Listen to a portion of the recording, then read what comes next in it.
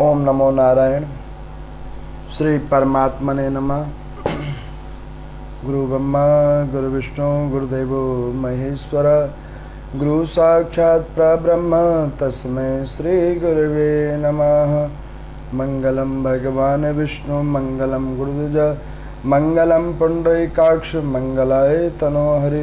हरे कृष्णा कृष्णा कृष्णा हरे हरे, हरे राम राम राम हरे हरे है। श्री मार्कंडेय पुराण की पवित्र कथा, जिसका आज अष्टम दिवस है।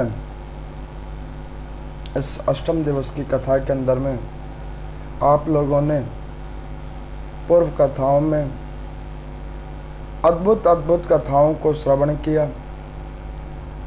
नाना प्रकार के कथाओं को श्रवण किया, जिनको मार्कंडेय मुनि, जैमिनी ऋषि, द्रोण नाम वाले पक्षी, उनके महात्मा पुत्रों के द्वारा और ऐसी कई अद्भुत कथाओं की श्रृंखला को आप लोगों ने श्रवण किया। ऐसी कथाएं जो वास्तविक रूप में अपने आप में जीवंत कथाएं हैं,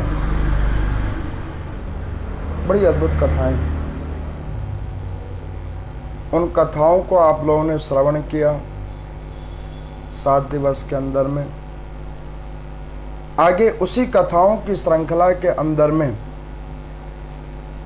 अब हम लोग इसी बहिक्रम को और आगे लेके जाएंगे, जिसमें कल मैंने आप लोगों को योग की महिमा, योग की कथा भी मैंने सुनाया था। अलर्क महाराज जी को दत्तात्रेय जी ने योग की महिमा बतलाई थी। मैंने उसमें प्रासंगिक कुछ कथाएं भी आपको सुनाया था, जिसका सार तत्व ये है कि व्यक्ति कर्म योग के बंधन में बंधकर, कर्मों के बंधन में बंधकर जीव आत्मा एक दूसरे परस्पर किस प्रकार से अपने कर्म फलों को भोगते हैं, उसकी कथा कल मैंने आप लोगों को श्रवण करवाया। अद्भुत अद्भुत कथाओं का विवरण उसी कथाओं की श्रृंखला के अंदर में आज हम आपको कथा सुनाते हैं कि उन अलर्क महाराज जी को काशीराज महाराज ने राज्य दे दिया। सुबाहु जो उनका बड़ा भाई, जो उस राज्य को लेने की इच्छा करता था, उसने भी अपनी इच्छा को व्यक्त करते हुए कहा कि भैया, दत्तात्रेय भगवान के द्वारा इस प्रकार से इन योगों की कथाओं को सुनकर मेरे ज्ञान चक्र खुल चुके हैं। अब अगर मैंने इस राज्य को आपसे ले लिया तो ये राज्य मुझे कभी फलित नहीं होगा, तो इसके उत्तराधिकारी आप थे और आप ही रहेंगे। ऐसा कहकर उन्होंने अपने भाई से विनय करके कहा कि भैया, ये राज्य भी तुम्हारा और इसका साम्राज्य और भोग भी तुम्हारा। मुझे बड़ी प्रसन्नता है कि ऐसा धर्म प्रिय राजा इस राज्य को चलाएगा, और तुम्हारी धर्मनिष्ठा को देखकर मैं भी बहुत प्रसन्न हूँ। अब इस प्रकार से उन्होंने अपने भाई को आश्वासन देकर और आशीर्वाद देकर वहाँ से चल पड़े। इधर कर्म योग को सिद्ध करके, योग को सिद्ध करके, साधना को करके अपने कर्म इंद्रियों को जागृत करके ध्यान योग के माध्यम से बहुत समय कल्पों तक महाराज अलकर ने बहुत अद्भुत तरीके से शासन किया, और कई कल्पों तक शासन करने के बाद में अंत में उसी ध्यान योगों के माध्यम से भगवान श्रीमन नारायण के परम पद को प्राप्त किया है। ये अद्भुत कथा है। ये कथा सुना रहे हैं भृगुवंशीय ब्राह्मण को उनके पुत्र सुमति कुमार।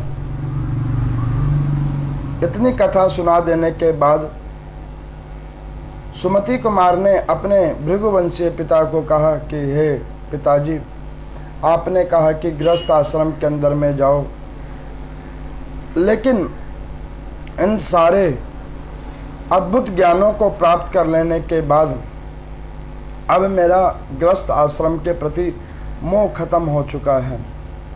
मैंने आपको ये भी बतलाया कि मैं पूर्व जन्म में क्या था।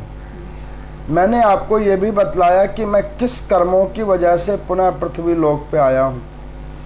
मैंने आपको कई कथाओं के माध्यम से ये भी बतलाया कि पिताजी मेरे जीवन का आने का जो मेन कारण था वो यही था कि इस पृथ्वी लोक के ऊपर में मुझे अपने कर्म फलों को भोगते हुए अंतगत्वा परलोक को जाना है, और उस परलोक गमन के बाद में मुझे पुनः पृथ्वी लोक पे नहीं आना है। इस वजह से अब मैं वानप्रस्थ आश्रम के अंदर में और जाऊंगा, गृहस्थ आश्रम के अंदर में मैं प्रवेश नहीं करूंगा। इस गृहस्थ आश्रम के गुण अवगुण मैंने आपको पिताजी सुनाए और उसको मैं पूर्ण रूप से जानता हूँ। इस प्रकार से उन्होंने अपने पिता को नमस्कार किया और सुमति कुमार नाम वाले ब्राह्मण ने अपना घर त्याग करके पिता से आशीर्वाद लेकर वानप्रस्थ हुए और उन्होंने भी अनंत अनंत काल तक भगवान श्रीमन नारायण का भजन किया, कीर्तन किया, नाम संकीर्तन किया, जिसके प्रभाव से उन्हें अनंत सुखों की प्राप्ति हुई और अंतगत्वा वो मुक्ति को प्राप्त हुए। ये बड़ी अद्भुत कथा है। उसी कथा की श्रृंखला में आगे मार्कंडे मुनि के पास में जैमिनी ऋषि पहुंचे उन पक्षियों के द्वारा कथा को सुनकर, और उन्होंने जाकर मार्कंडे मुनि जी से निवेदन किया कि महात्मन, कृपा करके आप मनमंत्रों की कथा को सुनाइए। पृथ्वी लोक पर में मनमंत्रों की कथा, क्योंकि आप एक ऐसे ऋषि हैं जो चिरंजीवी हैं, कई समय कल्पों से आप यहाँ पे विद्यमान हैं। तो कहने की बहुत अच्छी बात है। तो यहाँ पर मार्कंडे मुनि जी जैमिनी ऋषि को कल्पों की कथा, मनमंत्रों की कथा कह रहे हैं, उसी को विस्तार रूप से मैं आपको सुनवाता हूँ। अब वो कहने लगे कि देखिए जैमिनी ऋषि, 4 युग हैं, सतयुग, त्रेता युग, द्वापर युग, कलयुग। कलयुग की आयु है 4,32,000 वर्ष। द्वापर की आयु थी 8,64,000। इसी प्रकार से जितनी जितनी युग हैं उनकी आयु बढ़ती हुई जा रही है, वो 4,32,000 उसमें जुड़ते जा रहे हैं। 17 लाख वर्ष से अधिक का समय काल होता है चारों युगों का। इस चारों युगों के जब एक बार संपन्न होता है तो इसे बोलते हैं चतुर्युगी। और इन चतुर्युगियों को 71 बार जब हो जाता है तो उस 71 बार हो जाने के बाद में ब्रह्मा जी का एक दिन होता है, एक दिन और एक रात। और हर मनवंतर में ये 71 बार जब ऐसे समय कल्प बीत जाता है, चतुर्युगी युग बीत जाता है, तो उसमें एक बार श्रीमन नारायण भगवान पृथ्वी लोक के ऊपर में आते हैं अपने भक्तों की रक्षा करने के लिए। ये प्रोसेस है, यही मनवंतर है। हर मनवंतर के अंदर में 14 मनु होते हैं जो ब्रह्मा जी के द्वारा उत्पन्न है, और वो उसी प्रकार से सृष्टि की रचना करते हैं। वही मनु और शतरूपा पृथ्वी के अंदर में मानव जातियों का विस्तारीकरण करते हैं। ये है मनवंतरों की कथा। जब ये कथा सुनाई तो जामनी ऋषि ने पूछा कि हे मार्कंडेय मुनि जी, भगवान श्रीमन नारायण इतने लंबे लंबे समय पर पृथ्वी लोक पर आते हैं, ऐसा क्यों? तो उन्होंने कहा कि प्रभु कहीं जाते नहीं हैं, प्रभु पृथ्वी लोक पे अपने पूर्ण रूप से सुष्ठु रूप से पूरे भूमंडल के ऊपर में सर्वत्र व्याप्त होते हैं। और वो सर्वत्र व्याप्त होते हैं जब कहीं पे अधर्म का प्रचार हो जाता है, प्रसार हो जाता है, तो उसको कम करने के लिए, उसकी अंदर में वैष्णवों की रक्षा करने के लिए, सनातन धर्म की रक्षा करने के लिए, तब वो पृथ्वी लोक पर में आकर अवतार लेते हैं। इससे पहले प्रभु ऐसे अवतार नहीं लेते। अब यहाँ पर मैं श्रीमन नारायण भगवान के कुछ वचन हैं जो मार्कंडेय मुनि कह रहे हैं। वो क्या कहते हैं कि देखो, पृथ्वी लोक के ऊपर में और पृथ्वी लोक के अलावा और जितने भी लोक हैं उन सारे भुवनों के ऊपर में देववास तब तक रहता है जब तक उसको मानने वाले धर्मात्मा, पुण्य आत्मा लोग होते हैं, वैष्णव जन होते हैं। उनके लिए परमात्मा हर कल्प कल्प पर, हर समय समय पर उनकी रक्षा कर रहे होते हैं। तो यहाँ पर जामनी ऋषि ने पूछा कि प्रभु फिर ये पृथ्वी भी कभी खत्म हो जाएगी? तो उन्होंने कहा बिल्कुल हो जाएगी। कई कल्पों तक पृथ्वी के ऊपर वास होने के बाद फिर किसी अन्यत्र ग्रह के ऊपर में वास होगा, किसी अन्यत्र ग्रह के ऊपर में वास होगा, और उस हिसाब से जीवात्मा आएंगे और जाएंगे। ना करो बेटा, उसी प्रकार से वो जीवात्मा आएंगे और जाएंगे। अब इस प्रकार से ये कई कल्पों की कथा है जो यहाँ पर सुना रहे हैं। तो कहने लगे कि पृथ्वी लोक के ऊपर में प्रभु एक बात और बतलाइए कि जीवात्मा की समाप्ति कैसे होती है और शुरुआत कैसे होती है। तो कहते हैं कि जब सतयुग की प्रारंभ होता है तो जीवात्मा अणुओं के द्वारा उत्पन्न होता है। अणुओं को संक्रमित अणुओं को वो एक जगह संयोजित करते हैं और एक शरीर का निर्माण होता है। जलचर, थलचर और पवनचर, इस प्रकार की जीवात्माओं की उत्पत्ति होती है। वही जैसे समय बढ़ता जाता है, कल्प बढ़ते जाते हैं, नए नए प्रकार के जीवात्मा आते हैं और नाना प्रकार के कर्म योगों के बंधन में बंधकर जीवात्मा आते और जाते रहते हैं। उसी प्रकार से ये एक माध्यम बना हुआ है। इस माध्यम के अंदर में जीवात्मा आते और जाते रहते हैं। तो यहाँ पर मैं कौष्टुक मुनि कहने लगे कि प्रभु कृपा करके बतलाइए। जैमिनी ऋषि के साथ थे कौष्टुक मुनि।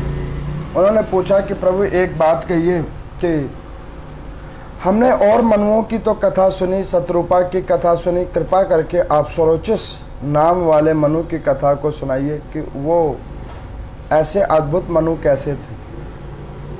तो यहाँ पर मैं मार्कंडेय जी बड़ी अद्भुत कथा सुना रहे हैं। वो कहने लगे कि हम आपको बतलाते हैं कि जब कई मनवंतर बदले तो उसमें अष्टम भाव वाले मनवंतर के अंदर में स्वरोचिष नाम के मनु हुए हैं। तो उन्होंने कहा कि प्रभु ये मनु कौन थे? तो वो कहने लगे कि पूर्व काल के अंदर में अगंतुक नाम के एक ब्राह्मण देवता थे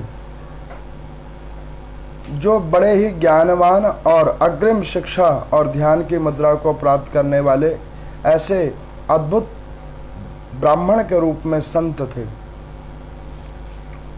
उन ब्राह्मण देवता का मंत्र विद्या के ऊपर में इतनी साधना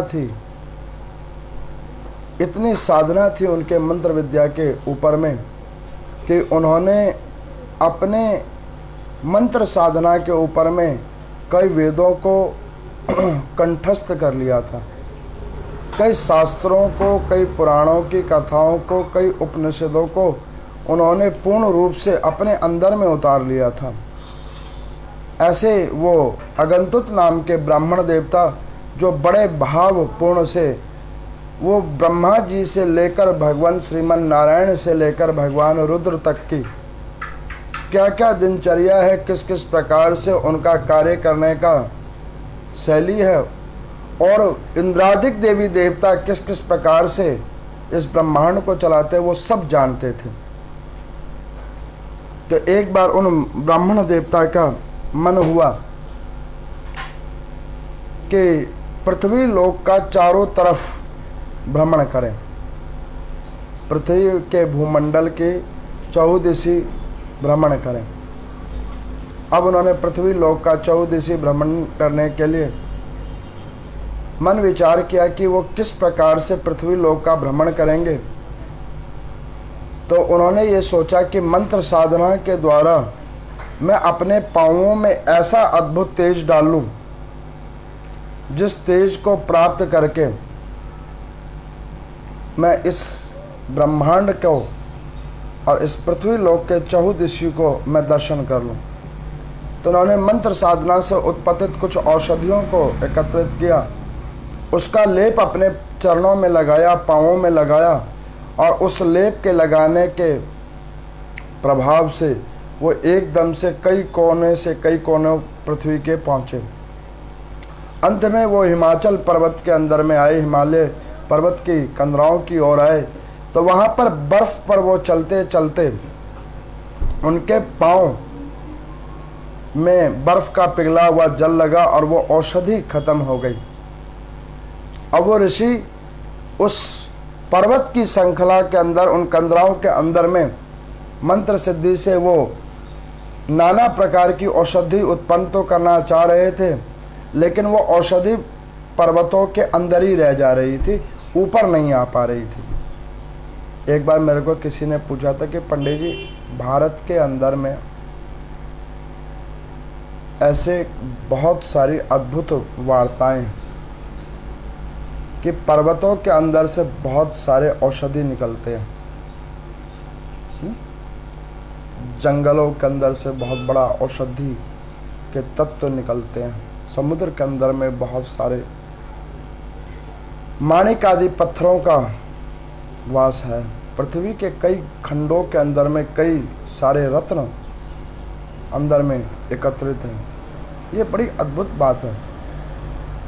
तो मैंने उनको कहा कि ऐसी कोई अद्भुत बात नहीं है, परमात्मा ये आपको दिखलाना चाहते हैं कि ये बात अलग है कि आपने रिसर्च सेंटर से कुछ चीज़ों का तत्व जान लिया है, लेकिन अभी भी आपको बहुत सारी ऐसी चीज़ें नहीं पता कि पृथ्वी के अंदर में बहुत सारे ऐसे तत्व हैं जिसको अभी तक खोजा ही नहीं गया है। अभी इसी पृथ्वी लोक के ऊपर में बहुत सारी ऐसी प्रजातियां हैं जिसके बारे में हमें अभी पता ही नहीं है, और उसके अंदर भी कई असंख्य जीवात्माओं का जन्म हुआ पड़ा है जिसके बारे में हम अभी जानते ही नहीं हैं। ये श्रीमन नारायण भगवान की कृपा है। अब वो ब्राह्मण देवता का जब औषधि उनके चरणों से लेप जब धुल गया तो उनके पाँव में थोड़ी सी पीड़ा हुई, उनकी गति थोड़ी कम हो गई। तो वो एक स्थान पर जाकर वो ब्राह्मण देवता बैठ गए। वो अगंतुक नाम वाले ब्राह्मण एक जगह पर बैठ गए। तो उसी हिमाचल प्रदेश के अंदर में, उस हिमालय के कंदरा के अंदर में एक वर्तुनी नाम की अप्सरा भ्रमण कर रही थी। उस वर्तुनी नाम की अप्सरा ने उस कर्मयोगी ब्राह्मण को देखा और उसको देखकर उन्होंने मन में विचार किया कि ऐसे अमित तेजस्वी ब्राह्मण से अगर मैं विवाह कर लूंगी तो मेरा जीवन कल्प धन्य धन्य हो जाएगा। अब यहाँ पर मैं अगंतुक नाम वाले वो ब्राह्मण बैठे हुए थे। अब इतनी कथा के बाद में सूत जी से 88,000 ऋषियों ने पूछा कि महाराज एक बात समझ नहीं आई, अद्भुत तेजस्वी ये ऋषि और उनकी प्रभाव, फिर भी उन्होंने मंत्र शक्ति से औषधि को उत्पन्न किया और उस औषधि का लेप लगाया, तो उन्होंने मंत्र शक्ति से ही क्यों नहीं अपने को त्रिकालदर्शी करके वो पृथ्वी के चारों कोनों को, चहुदिशी को नेत्रों से ही क्यों नहीं देख लिया, पर दूरगमन इस जो नेत्र है उससे ही क्यों नहीं देख लिया। तो यहाँ पर सूजी कहते हैं कि देखो, वो पूर्ण ब्रह्म ज्ञानी थे, वो ये सारी बातों को जानते थे, लेकिन वस्तुत रूप में फिर भी उन्होंने सोचा कि देखने से ज़्यादा उत्तम उस स्थान को भोगने और उसके ऊपर रमण करने का जो आनंद मिलता है, वो आनंद वैसे देखने से नहीं अच्छा लगता। जैसे कि मान के चलो कि अभी ये कथा आप लोग वीडियो में देख रहे हैं, लाइव देख रहे हैं, कई लोग डी लाइव देखेंगे कुछ देर के बाद। अब कुछ सामने में बैठकर सुने, सामने बैठकर सुन रहे हैं उसकी एक अद्भुत कथा है, लाइव देखेंगे उसकी अलग महिमा है, डी लाइव देखेंगे उसकी और अलग महिमा है। अपना अपना अनुभव है, अपना अपना टेस्ट है, लेकिन जो प्रत्यक्ष देखा जा रहा है उसका भाव ही अलग होता है। ग्रंथ को सामने देखकर उसकी कथा को श्रवण करना, उसका अद्भुत भाव होता है। तो वही उनका था। तो वो सूजी कहते हैं कि इसीलिए कि उन ब्राह्मण ने मन में विचार किया कि मंत्र साधना के द्वारा एक बार पृथ्वी लोक को चारों तरफ में भ्रमण कर लूं। और यहाँ पर सूजी एक और बात कह रहे हैं कि वो ब्राह्मण अपने इच्छा से नहीं गए हैं, इसमें भी देव इच्छा है। तो उन्होंने कहा कि प्रभु देव इच्छा, तो कहने लगे बिल्कुल देव इच्छा है। तो यहाँ पर जैमिनी ऋषि पूछते हैं मार्कंडेय मुनि से कि प्रभु इसमें देव इच्छा क्या है, भगवान मुझे ये समझ नहीं आया। तो कहने लगे कि पृथ्वी के ऊपर में औषधि ही नहीं थी, ये आगंतुक नाम वाले ब्राह्मणों के द्वारा मंत्र के द्वारा औषधि को उत्पत्ति करना था पर्वत की कंदराओं के अंदर। उन कंदराओं के ऊपर में उसको उत्पत्ति भी तो करना था, इसीलिए कि वो मुनि वहां से चलकर वहां पर पहुंचे। कई बार हम लोग कुछ चीज़ सोचते हैं कि पता नहीं कुछ चीज़ें जो होती हैं वो ऐसे वेस्ट हो जाती हैं। मेरे को एक बार किसी ने कहा कि पंडित जी एक बात बताएं। मैं क्या, हम ब्रह्मा जी की संरचना वैसे तो अद्भुत है। मैं कहा हाँ बिल्कुल अद्भुत है, लेकिन ब्रह्मा जी की एक संरचना ठीक नहीं है। मैंने कहा क्या? उन्होंने कहा कि मानव बनाया बहुत अच्छा, सर बनाया, आँख बनाया, नाक बनाया, मुंह बनाया, हाथ पैर पेट उधर सब बनाया, लेकिन ये कान जो बनाया ये ठीक नहीं बनाया। तो मैंने उनको पूछा क्यों भाई, कान में क्या दिक्कत है? तो कहने लगे कि कान तो एक वैसे छिद्र से भी तो सुनाई दे सकता था, ये इतना बड़ा कान क्यों बना दिया उन्होंने? तो मैंने उनको बोला कि आप चश्मा पहनते हैं? तो कहते हैं हाँ पंडित जी चश्मा तो पहनते हैं। मैं क्या, ब्रह्मा जी को पहले पता था जब आपकी उम्र प्रौढ़ अवस्था होगी, खूब टीवी देखोगे, खूब किताब पढ़ोगे, एक आयु हो जाएगी तो आँख आपकी कमज़ोर होगी, तो अब जो चश्मा पहनोगे तो उसका हैंडल तो कहीं लगाओगे, तो उस हैंडल को लगाने के लिए प्रभु ने पहले इंतज़ाम कर रखा है। वो कहने लगे कि हाँ ये बात तो ठीक है। तो ब्रह्मा जी ने जो कुछ बना रखा है वो कुछ ऐसे नहीं बना रखा। कभी कभी हम लोग सोचते हैं कि परमात्मा ने ये चीज़ ऐसे कर रखा है, ये ठीक नहीं है। अपने ज्ञान अनुसार अपनी बातों और विचारों को अग्रिम रखते हैं, लेकिन वास्तविक रूप में ऐसा नहीं है। जो परमात्मा के द्वारा निर्माण किया गया है वो सारी चीज़ें बहुमूल्य हैं। हम उसका तथ्य क्या अंश मात्र भी नहीं जान सकते कि परमात्मा ने किस चीज़ को किस कारण के लिए बना रखा है। जो उनकी अद्भुत महिमा है। अब उस वरुथनी नाम वाली अप्सरा ने क्या करा कि उन आगंतुक नाम वाले ब्राह्मण को कहा कि महात्मन आप मेरे से विवाह कर लीजिए। तो वो ब्राह्मण ने कहा कि अप्सरा देखो, मैं एक सिद्ध योगी हूँ और मैं ऐसा सिद्ध योगी हूँ कि मैं अन्यत्र किसी स्त्री के ऊपर में मैं ध्यान नहीं देता, और तुम मुझ में ऐसा क्या देख रही हो जो तुम मुझसे विवाह करना चाहती हो? इससे अच्छा यह है तुम किसी गंधर्व से विवाह करो, किसी यक्ष से विवाह करो, किसी देवता से विवाह करो। मेरे से विवाह करके तुम्हें कोई लाभ नहीं होगा। तो वर्तुनी ने कहा कि महात्मन, गंधर्व और यक्ष और देवता का इतना तेज नहीं है जितना तेज आपके योग के माध्यम से है। मैं चाहती हूं कि आपके साथ मेरा विवाह हो और आपसे एक अद्भुत संतान मेरी उत्पत्ति हो। तो ऋषि ने कहा कि संतान की रही बात, तो संतान हम तुम्हें वैसे तेज फल के माध्यम से दे सकते हैं। तो उन्होंने कहा कि नहीं नहीं, हमें आपकी पत्नी बनना है। बार बार उन्होंने कहा। अब वो वहां पर जो आगंतुक नाम वाले ब्राह्मण थे, वो अभिष्ट योगी थे। उन्होंने सोचा कि अगर मैंने इस स्त्री से विवाह कर लिया और इसके संसर्ग में मैं गया तो मेरे इतने कल्पों तक की साधना इसी वक्त छीन हो जाएगी। आपको मैं बतलाता हूं, कभी भी नीच व्यक्तियों से बात नहीं करनी चाहिए, पापी लोगों के पास खड़े नहीं होना चाहिए। क्यों? आपके जो पुण्य फल हैं वो वहां पे क्षीण होते जाएंगे। वहां पर में आप जितनी देर रुकोगे उसके शरीर से निकले हुए तरंग आपके सात्विक तरंगों को नष्ट करेंगे। अब कोई पूछेगा कि पंडित जी, क्या सात्विक तरंग इतने कमजोर होते हैं और तामसिक कमजोर इतने हावी होते हैं कि वो उसको खत्म कर देंगे?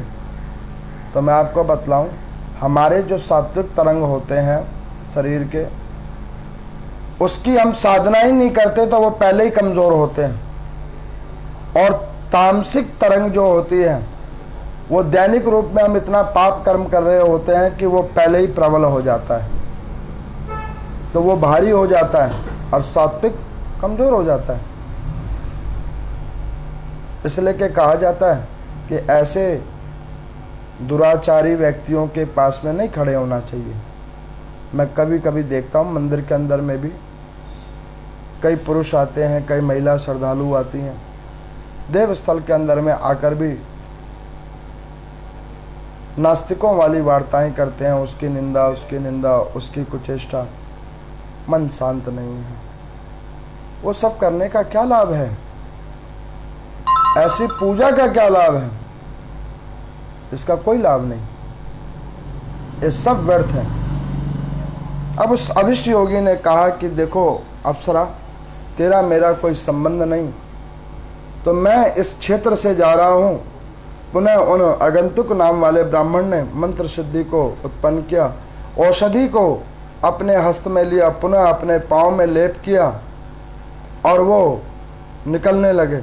तो बार बार उस मुनि को जाता हुआ देखकर वो वर्तुनी नाम वाली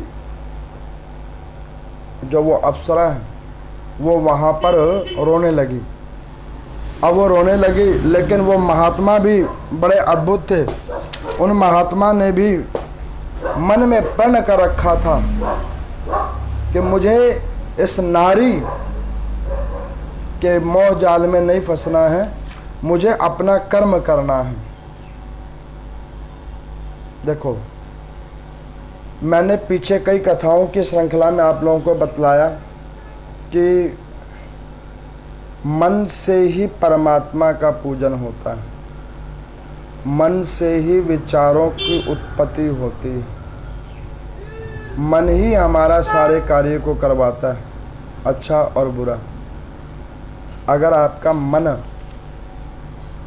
प्रभु के चिंतन में, नाम संकीर्तन में जुड़ा हुआ है, तो आप ऐसे किसी अन्यत्र स्थान पे भी विद्यमान हो तो वो आपका उस स्थान का दोष नहीं लगने देगा।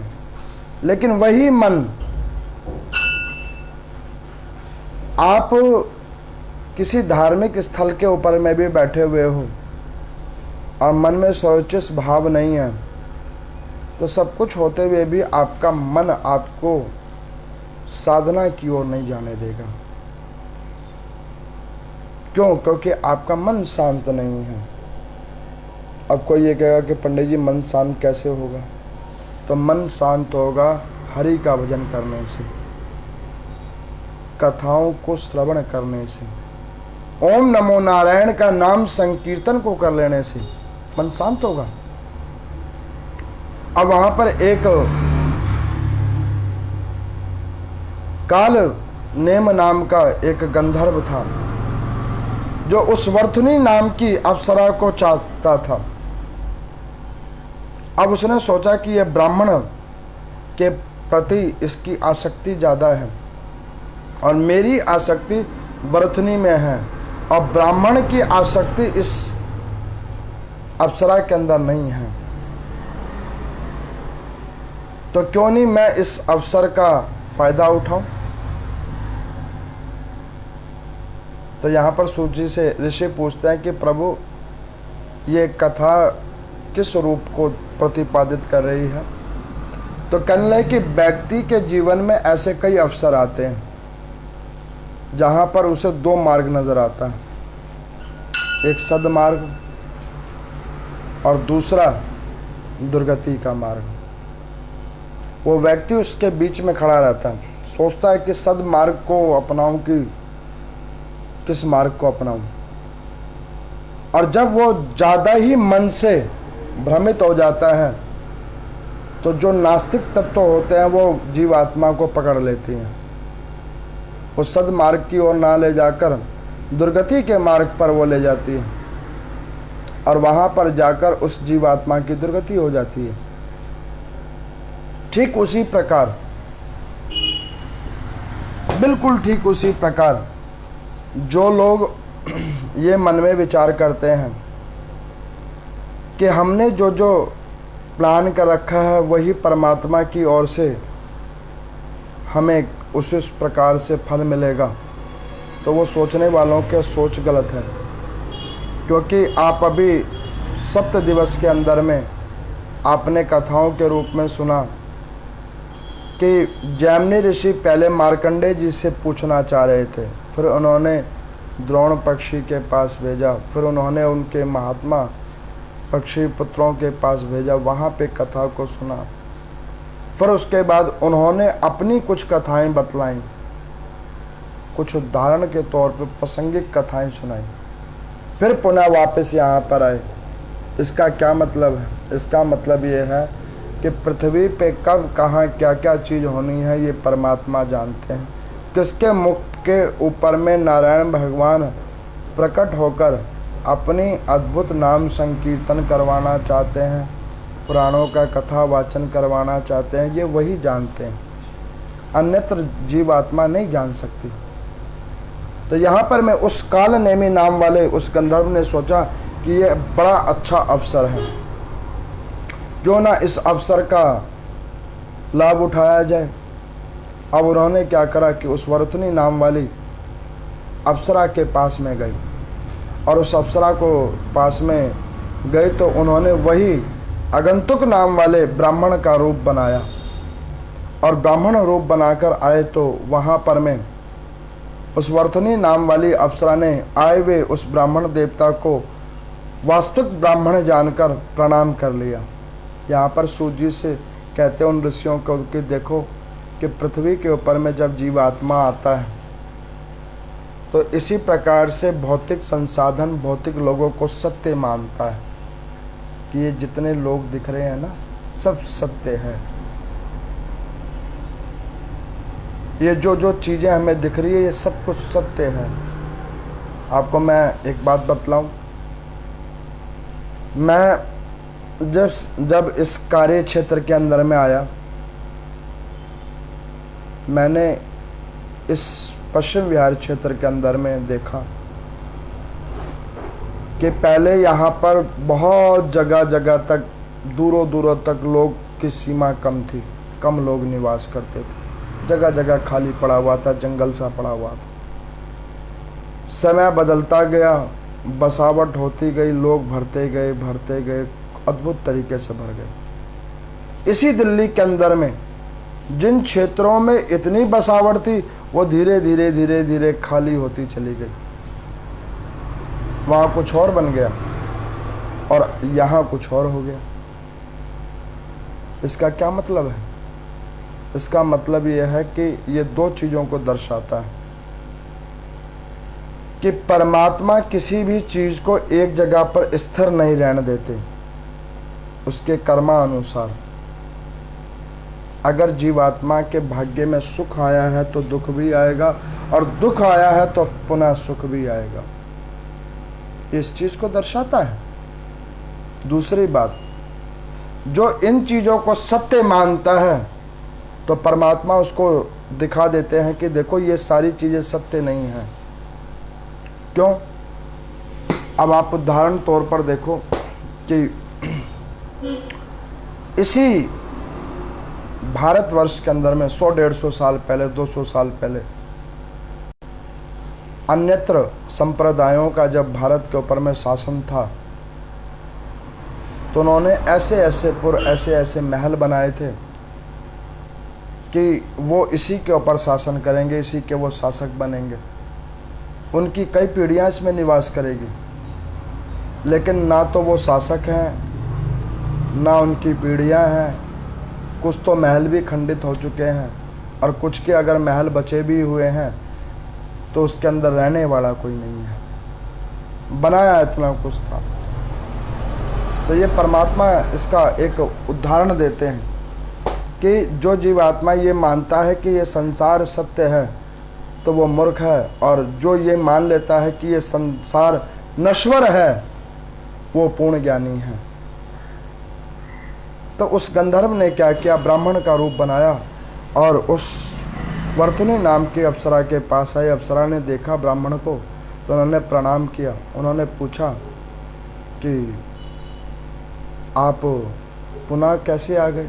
तो उन्होंने कहा कि देवी, मेरे मन में विचार हुआ कि अगर मैं तुम्हें छोड़ के चला जाऊंगा और तुमने आत्मदाह कर लिया, अपने शरीर का विसर्जन कर लिया, तो उसका भी पाप मुझे लगेगा, क्योंकि किसी को मृत्यु के लिए अग्रसर कराना भी बहुत बड़ा पाप है। इसलिए मैं तुम्हारे पास पुनः आ गया। तो उन्होंने कहा कि प्रभु फिर मुझसे विवाह कर लीजिए। उन्होंने कहा बिल्कुल विवाह करेंगे। फटाफट उस गंधर्व ने ब्राह्मणी रूप में उस वर्तनी नाम वाली स्त्री से, अप्सरा से विवाह कर लिया। लेकिन उसने एक बात कहा कि देखो देवी, मैं तुमसे विवाह करूंगा, लेकिन उसके पीछे तुमको 2 शर्तें मेरी माननी पड़ेगी। तो उन्होंने कहा क्या? उन्होंने कहा कि एक, जब मैं तुम्हारे सानिध्य को प्राप्त करूंगा, तुम्हारे से भोग आदि का कर्म करूंगा, संसर्ग में आऊंगा, तो तुम्हें अपने नेत्र बंद करने पड़ेंगे। और दूसरा, जब मैं स्नान करने के लिए जाऊंगा तो तुम्हारे को उस स्थान पे नहीं आना है। लेकिन उस अप्सरा के मन में काम आसक्ति इतनी बैठ गई थी, उसने सोचा कि कोई बात नहीं, ये सारे टर्म कंडीशंस मुझे मंजूर हैं। यहाँ पर सूर्य जी कहते हैं कि व्यक्ति जब पृथ्वी लोक के ऊपर में आता है, सारी चीज़ों का भोग भोगना शुरू करता है, तो परमात्मा भी 2 शर्त लगा के भेजते हैं कि इन कर्मों को द्वारा जितना इनको भोगोगे, जितना इन समाज के अंदर, इस परिवार के अंदर, संसार के भौतिक संसाधनों के अंदर में भोग की अभिलाषा और लिप्ति ज़्यादा करोगे, उतना ही तुम्हारा पतन होगा, पहली बात। और दूसरी बात, जितना इनको सत्य मानोगे उतना ही तुम्हारी दुर्गति का रास्ता खुलेगा। ये 2 शर्तें के साथ परमात्मा भी जीवात्माओं को पृथ्वी लोक पे भेजते हैं। अब उस आगंतुक नाम वाले ब्राह्मण देवता ने का जो रूप बनाकर वो गंधर्व था, उसने कई बार उस अप्सरा के साथ संसर्ग किया, उससे एक अद्भुत पुत्र पैदा हुआ, तेजस्मयी पुत्र पैदा हुआ। वो पुत्र जब वो उत्पन्न हुआ तो उसके शरीर से अद्भुत तेज निकल रहा था। तो उस अप्सरा ने सोचा, वर्तुनी नाम की अप्सरा ने सोचा कि ये जो इस मुनि से, अभिष्ट योगी से जो संतान उत्पन्न हुई है, ये कोई साधारण संतान नहीं, ये तो अद्भुत ही सिद्ध योगी है। इधर आगंतुक नाम वाले ब्राह्मण कुछ समय कल्पों के बाद फिर तदंतर में ऐसे ही पृथ्वी लोक का भ्रमण करते हुए, मंत्र साधना को साधते हुए पुनः उस प्रदेश के अंदर में आए। जब उस प्रदेश के अंदर में आए तो ये वर्तुनी नाम वाली अप्सरा ने देखा कि एक समान दिखने वाले दो व्यक्ति, ये ब्राह्मण मेरे घर में भी बैठा है और ये ब्राह्मण बाहर भी खड़ा है, ये कौन है? तो उस भेद को जब वो जानने के लिए देखा तो उस गंधर्व ने अपना वास्तविक रूप दिखाया, और वास्तविक रूप दिखा लेने के बाद में उसके मन में बड़ा पश्चाताप हुआ। उस गंधर्व को उसने श्राप दिया, और उस ब्राह्मण को भी जब वो श्राप देने के लिए आगे बढ़ी वर्तुनी नाम वाली अप्सरा ने, तो ब्राह्मण वैसे ही मंत्र साधक थे। उन्होंने कहा कि देवी, मैंने जब तुम्हें बतला दिया था कि मेरा तुम्हारे साथ कभी भी संबंध नहीं हो सकता, तो तुम्हें संत वाणी को सत्य मान लेना था। शास्त्रों में वर्णित है देववाणी। देववाणी किसे कहते हैं? पुराणों का कथन, पुराणों की कथा, इसे कहते हैं देववाणी। देववाणी को सत्य मानना चाहिए। गुरुजनों, संतों, ब्राह्मणों की वाणी को भी सत्य मानना चाहिए। जो इनमें असत्यता ढूंढता है वही जीवात्मा पृथ्वी लोक के ऊपर में दुखित होकर नाना प्रकार के दुखों से भ्रमित होकर अपने कर्म फलों को भोगता है। अब वो खूब रोई, खूब गिड़गिड़ाई, गंधर्व को श्राप दे दिया कि आज के बाद कोई भी गंधर्व अपने इच्छा अनुसार कोई भी रूप परिवर्तन नहीं कर पाएगा, छल नहीं कर पाएगा। अब वो रोती हुई उन ब्राह्मण देवता के चरण पकड़े तो ब्राह्मण ने कहा कि अब तो तुम उस गंधर्व की स्त्री हो, और शास्त्रों में ये भी वर्णन है कि एक सती साध्वी स्त्री को अपने पुरुष के रहते हुए किसी अन्यत्र पुरुष की ओर ध्यान देना भी पाप है। तो उन्होंने कहा कि प्रभु, ये बात मुझे बिल्कुल वास्तविक रूप में पता है, लेकिन शास्त्रों में यह भी वर्णित है कि एक सती सावित्री स्त्री को अपने कुल की रक्षा करने के लिए, अपने गृह की रक्षा करने के लिए, अपने परिवार की रक्षा करने के लिए अगर किसी श्रेष्ठ गुरुजनों के चरण पकड़ने पड़े तो उसको पकड़ने में कोई दोष नहीं है। किसी संत की वाणी को सुनकर उसका चिंतन मंथन करके अपने अंदर में सद्कामना और अपने परिवार की कामना और कल्याण करना पड़े, उसके लिए उसे झुकना पड़े, तो उसमें कोई दोष नहीं है। तो मैं आज उस संत के पाँव को पकड़ने के लिए आई हूँ जिन्होंने मुझे पहले भी सावधान किया था और तब मैंने उनकी बात को नहीं माना था। यहाँ पर सूत जी से वो ऋषियों ने पूछा कि प्रभु, एक बात है, कथा तो बड़ी लंबी हो गई, लेकिन इस कथा का सार तत्व क्या है? तो उन्होंने कहा कि इस कथा का सार तत्व 12 अध्यायों की एक कथा है। सार तत्व तो अभी थोड़ा आगे चलोगे जब ही तो पता लगेगा। कई लोग ये सोच रहे होंगे कि पंडित जी, ये ऐसी कथाएं तो बड़ी अजीबो गरीबों सी लग रही है। भैया, अजीबो गरीबो कथा नहीं है, ये कथाएं वास्तविक कथाएं हैं जो पुराणों के अंदर से निकली हुई हैं।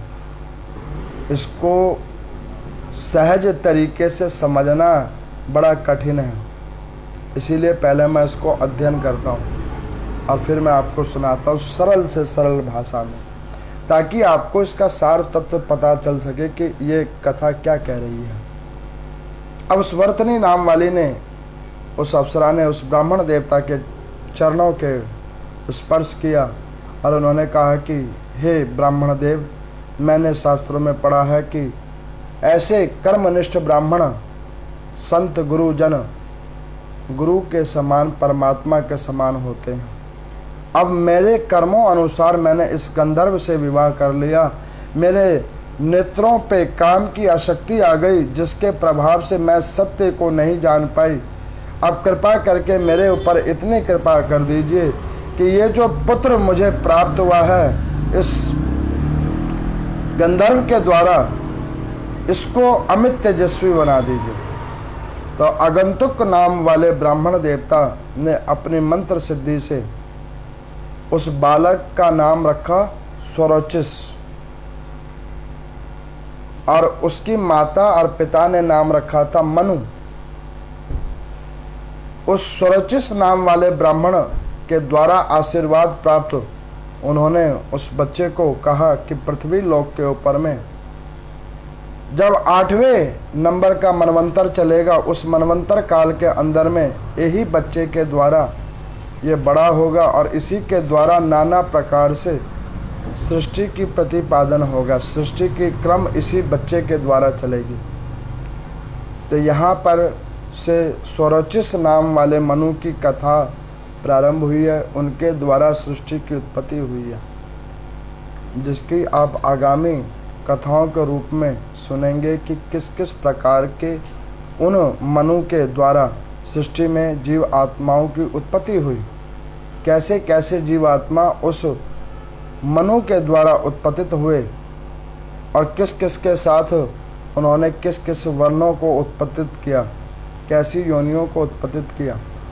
मेरे को एक बार किसी श्रद्धालु ने पूछा था कि पंडित जी 84 लाख योनियाँ आप लोग कथा में बतलाते हैं, ग्रंथों के अंदर में लिखा हुआ है कि 84 लाख योनियाँ हैं।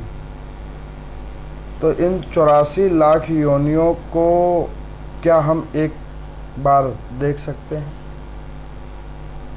या उसके बारे में अध्ययन किया जा सकता है? तो मैं आपको बतलाऊं, 84 लाख योनियों की आप अध्ययन करके क्या करोगे और उनके बारे में जानकर क्या करोगे? जिस योनि में परमात्मा ने आपको भेजा है केवल उसी योनि को समझो और इसी का ऊपर में साधना और नाम संकीर्तन करो, ताकि आप इन कथाओं के माध्यम से, पुराण के तत्वों के माध्यम से अपना कल्याण का मार्ग खोल सको, बजाय उस योनियों को देखने के, उनकी साधना के ऊपर उनके तत्वों को जानने के। बाकी वैसे शास्त्रों में वर्णित है कि इन योनियों के अंदर में कुछ जलचर का भाग है, कुछ थलचर का भाग है, कुछ पवन के चरों का भाग है, उसके अंदर में उन योनियों की उत्पत्ति है वो वर्णित है। लेकिन उसमें कौन कौन सी प्रजातियां हैं इसका ज्ञान ब्रह्म पुराण के अंदर में है। जैसे ये मार्कंडेय पुराण है, उसके बाद में जब ब्रह्म पुराण सुनाया जाएगा तो उसमें उस कथा को सुनेंगे, और उस कथा को जब आप लोग सुनेंगे तो उसमें आपको पता लगेगा कि उसमें और कौन कौन से पुराण हैं, कौन कौन से तत्व हैं। तो इस प्रकार से उन आगंतुक नाम वाले ब्राह्मण ने उन स्वरोचिस नाम वाले मनु को आशीर्वाद दिया है। नाना प्रकार का जब उन्होंने आशीर्वाद दिया है और नाना प्रकार के जीव आत्माओं की उत्पत्ति उन मनु के द्वारा हुई है, तो आगे चलकर उन्होंने ही जो क्रम से 60वें नंबर वाले कल्प वाला मनवंतर था, उस चतुर्योगी के अंदर में उन्होंने नाना प्रकार की सृष्टि की उत्पत्ति की है। तो इस सृष्टि की उत्पत्ति की कथा को सुनकर, इसके सार तत्वों को जानकर आप लोगों को ये विश्वास करना चाहिए कि ऐसे ही पृथ्वी लोक के ऊपर में नाना प्रकार के जीवात्मा आते और जाते रहेंगे, क्रम से आएंगे और जाएंगे। वस्तुत रूप में हमें उनके ऊपर ना ध्यान देकर हमें अपने सदकर्मों के ऊपर ध्यान देना चाहिए और ओम नमो नारायण का नाम संकीर्तन करते रहना चाहिए। ओम नमो नारायण।